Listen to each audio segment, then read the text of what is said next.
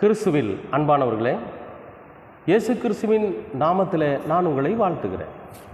இன்றைய அனுதின உணவில் கர்த்தர் நமக்கு கொடுக்கிற வார்த்தை என்னாகமம் 6ஆம் அதிகாரம் 24வது வசனம்.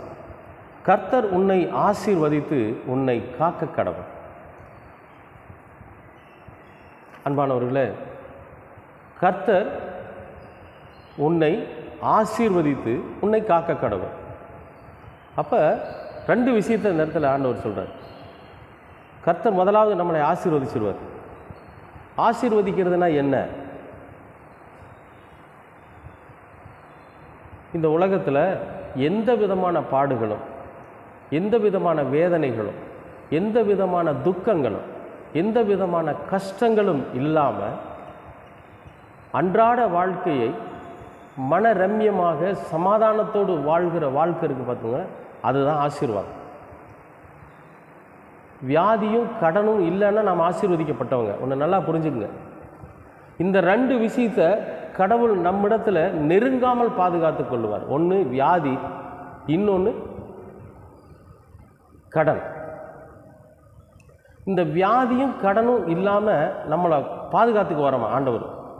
நம்மளை முதல்ல ஆசீர்வதிச்சிருவார். அப்புறம் நாம் இந்த கடன்லேயோ இந்த வியாதியிலையோ விழுகாதபடிக்கு நம்மளை ரொம்ப பாதுகாத்துக்குவார், காக்க கடவர். சரி, இந்த வியாதியும் கடனும் இல்லாமல் இருக்கணும்னா நம்ம என்ன செய்யணும்? அதுதானே முக்கியம். இப்போ ஆண்டவர் அங்கேருந்து நீ உனக்கு இனிமேல் கடன் இல்லை போட அப்படின்ட்டாக்கா கடன் தொலைஞ்சிருமா? இல்லை உனக்கு வியாதி இல்லை அப்படின்னாக்கா போதுமா? அதுக்கு ஒரே ஒரு விஷயத்தை சொல்கிறார். என்ன அப்படின்னா, உன் நெற்றி வேர்வை நிலத்தில் சிந்த நீ பாடுபடுங்கிற. நீ எப்படி நெற்றி வேர்வை நிலத்தில் சிந்துற அளவுக்கு நீ பாடுபடுங்கிற. அப்போ உடலை வளைத்து நாம் உழைக்கிறப்போ இந்த உடம்பில் இருக்கக்கூடிய எல்லா கெட்ட நீரும் கெட்ட வியாதியும் வெளியே போயிடும். உடல் ஆரோக்கியமாக இருக்கும். நம்ம கஷ்டப்பட்டு உழைக்க உழைக்க உழைக்க உழைக்க இந்த உடல் ஆரோக்கியமாக இருந்துக்கிட்டே இருக்கும். அப்போ உடல் ஆரோக்கியமாக இருந்துச்சுன்னா அதில் வியாதி கிடையாது. நல்ல தூக்கம் வரும், நல்ல பசி எடுக்கும், நல்லா சாப்பிடுவோம், நல்ல ஜீரணமாகும். இன்றைக்கி எத்தனை பேர் சாப்பாட்டை பார்த்துக்கிட்டு இருக்கிறாங்க, ஆனால் சாப்பிட முடியறதில்ல. அநேகர் சாப்பிட்றத பக்கத்தில் நின்று பார்ப்பாங்க. நிறைய பேரை நான் பார்த்துருக்குறேன். தன்னால் சாப்பிட முடியலையேன்னு அவங்களுடைய ஏக்க பார்வை இருக்குது பார்த்தீங்களா? ஒரு கல்யாண விசேஷத்துலேயோ அல்லது ஒரு ஃபங்க்ஷனில் போய் உட்கார்ந்து இருக்கிறப்போ சில பேருக்கு அந்த பந்தி பரிமாறுறப்ப ஸ்வீட்டெல்லாம் வைப்பாங்க. ஒரு சிலர் எடுத்து பக்கத்தில் இருக்கிறவங்களுக்கு வைப்பாங்க. அவங்களுக்கு ஆசையாக தான் இருக்கும், ஆனால் அதை அவங்க சாப்பிட முடியாது. வயிறு நிறையா சாப்பிட முடியாது. ராத்திரியில் ஒரு நல்ல பதார்த்தம் கொடுத்தாங்கன்னு வச்சுக்கோங்க, அவங்களால சாப்பிட முடியாது. ஏன்னா ஜீரணமாக. பார்த்தீங்களா? அப்போ ஏன் அந்த நிலை எதனால் வந்தது அப்படின்னா, உடல் ஆரோக்கியமற்று போனதுனால இது வந்துச்சு. அதாவதுங்க, இயற்கைன்னு ஒன்று உண்டு. எப்போன்னு கேட்டிங்கன்னா, கிட்டத்தட்ட ஒரு 65-70 வயசுக்கு பிறகு என்னால் அதிகமாக சாப்பிட முடியலைங்க, எனக்கு சரியாக ஜீரணமாகலை அப்படின்னா அது வயது முதிர்ச்சி. ஆண்டவர் நம்மை தன்னிடத்தில் அழைத்து கொள்ளக்கூடிய ஒரு காலம். அந்த வயசில் நமக்கு ஜீரணமாகாது, பார்வை கொஞ்சம் குறையும். இதெல்லாம் நேச்சுரல், இயற்கை, கடவுள் நமக்கு அனுமதிச்சிருக்கிறது. ஆனால் ஒரு 40-45 வயசுலையோ ஒரு 50 வயசுக்குள்ளேயோ பார்க்குறப்போ என்னால் சாப்பிட முடியல, டாக்டர் என்னை சாப்பிட வேண்டாம்னு சொல்லியிருக்காரு அப்படிங்கிற இந்த நிலை ஒரு மனிதனுக்கு வருதுன்னு வச்சுங்களேன், எவ்வளோ கஷ்டமாக இருக்குது நினச்சி பாருங்கள். அப்போ அந்த நிலை வரக்கூடாதுனாக்கா உங்களுடைய வியர்வை வெளியே போகணும் உடம்பை விட்டு. இந்த வியர்வை வெளியே போகணுன்னா நான் என்ன பண்ணாக்க கஷ்டப்பட்டு உழைக்கணும். இந்த உழைப்பு நமக்குள்ளே இருக்கிறப்போ கண்டிப்பாகவே நம்முடைய சரீரம் எப்பொழுதுமே உறுதியாக இருக்கும், ஆரோக்கியமாக இருக்கும். சரி, இன்னொரு விஷயம், இந்த உழைப்புக்காக நமக்கு ஊதியம் கிடைக்கும். நம்ம எவ்வளவுக்கு எவ்வளவோ நம் உடலை வருத்தி நாம் உழைக்கிறோமோ அவ்வளவுக்கு அவ்வளவு நம்ம எவ்வளோ சம்பாதிக்க ஆரம்பிப்போம். இங்கே ஓடி இதை சம்பாதிக்கலாம், அங்கே ஓடி இதை சம்பாதிக்கலாம். வாலிப நாட்களில் இங்கேயும் அங்கேயும் ஓடி ஓடி ஓடி ஓடி சம்பாதிக்கணும். உடலை உழைச்சி சம்பாதிக்கணும்.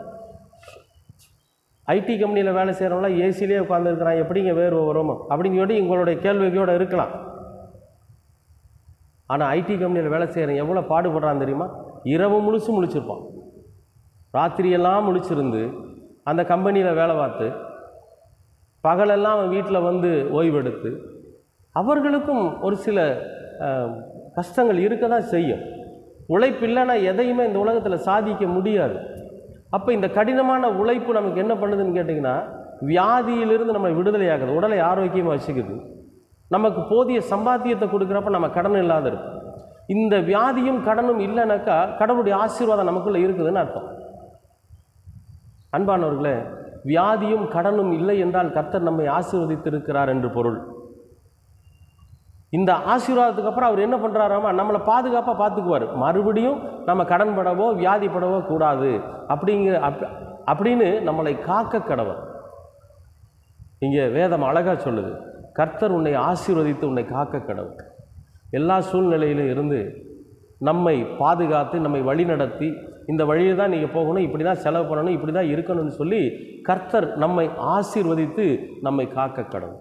இன்றைக்கும் எனக்கு அன்பான என் அன்பு சகோதர சகோதரிகளை, கர்த்தர் நம்மை ஆசீர்வதித்து, உங்களை ஆசீர்வதித்து, என்னை ஆசீர்வதித்து, மறுபடியும் நாம் பல பிரச்சனைகள் இந்த உலக வாழ்க்கையில் உலக சிற்றின்பங்களில் சிக்கிவிடாதபடிக்கு நம்மை காக்க கடவர். ஏன்னா நம்முடைய ஆண்டவர் அப்படிப்பட்டவர். இயேசு கிறிஸ்து இந்த உலகத்தில் நம்மை போல அவர் வாழ்ந்த நாட்களில் கடன்படலை, வியாதிப்படலை, எந்த பிரச்சனையிலும் அவர் சிக்கிக்கலை. அவரை பாதுகாப்பாய் இந்த உலகத்தில் வாழும்படியாக செய்த பிதாவாகிய தேவன். அதே போல தன் சொந்த குமாரனை எப்படி இந்த உலகத்தில் அவர் ஒரு உத்தமமாய் உண்மையாய் அவர் வாழ வைத்தாரோ, அதே போல் நம்மையும் அவர் வாழ வைக்க அவர் சித்தமுள்ளவராக இருக்கிறார். நாம் அவருக்கு இடம் கொடுக்குறப்ப அன்பானவர்களே, கடுமையாய் உழைப்போம். நம்மால் இயன்றவரை வயது இருக்கிற காலங்களில் நாம் கடினமாய் உழைப்போம். வியாதியிலிருந்தும் கடனிலிருந்தும் நாம் விடுவிக்கப்படுவோம். கர்த்தர் நம்மை ஆசீர்வதிப்பார். அது மட்டுமல்ல, அதிலிருந்து நம்மை பாதுகாத்து சரியான வழியில் நம்மை வழிநடத்தவும் அவர் சித்தமுள்ளவராக இருக்கிறார். கண்டிப்பாகவே நிச்சயமாகவே கர்த்தர் உங்களை ஆசீர்வதித்து காக்க கடவர். எதற்கும் அஞ்ச வேண்டாம், கர்த்தர் உங்களோடு கூட இருக்கிறார். அன்பின் பரலோக பிதாவே, அருமையான நல்ல இந்த அனுதின உணவிற்காக உமக்கு நன்றி. இந்த நாளையும் கர்த்தர் ஆசீர்வதித்து கொடுத்திருக்கிறதற்காக உமக்கு ஸ்தோத்திரம் ஐயா. ஆண்டவரே, நீர் எங்களை ஆசீர்வதித்து எங்களை காக்க கடவர் என்று வேதத்திலே நாங்கள் வாசித்த இந்த வசனம் எங்களுடைய வாழ்க்கையில் நல்ல அறிவையும் ஆண்டவர் நல்ல தெளிவையும் பெற்றுக்கொள்ள நீர் எங்களுக்கு உதவி பாராட்டும். அது மட்டுமல்ல, நாங்கள் கடினமாய் உழைத்து எங்களுடைய சரீரத்தை நாங்கள் உறுதிப்படுத்தி கொள்ள நீர் கிருபை பாராட்டும். வியாதியிலிருந்து நாங்கள் ஆண்டவரே விடுபட்டு கொள்ள நீர் கிருபை பாராட்டும். வியாதி எங்களை நெருங்காதபடிக்கு நாங்கள் ஆரோக்கியமாக இருக்க கர்த்தர் கிருபை பாராட்டுகிறோம். உடல் ஆரோக்கியம் நீர் கொடுக்கிற ஆசீர்வாதம், அதே போல் கடனின்மை நீர் கொடுக்கிற ஒரு ஆசீர்வாதம் ஆண்டவரே. நாங்கள் உழைத்து சம்பாதித்து கடன் இல்லாமல் இந்த உலகத்தில் வாழ்ந்து ஆண்டவரே உமக்கென்றே ஜீவிக்கிற பிள்ளைகளாக இருக்க நீங்கள் கிருபை பாராட்டுங்க. அது மட்டுமல்ல, நீர் எங்களை ஆசீர்வதித்திருக்கிறீர், அதற்காக நன்றி. அந்த ஆசீர்வாதத்திலிருந்து நாங்கள் விலகாதபடிக்கு நீர் எங்களை காத்துக்கொள்ளுகிறீர், அதற்காகவும் உமக்கு நன்றி. தொடர்ந்து நாங்கள் உமக்கு இடம் கொடுத்து முடி பிள்ளைகளாக ஜீவிக்க கிருபை பாராட்டு. எல்லாவற்றையும் அருமை இரட்சகர் இயேசு கிறிஸ்துவின் வழியாய் கேட்கிறோம் நல்ல பிதாவே. ஆமென்.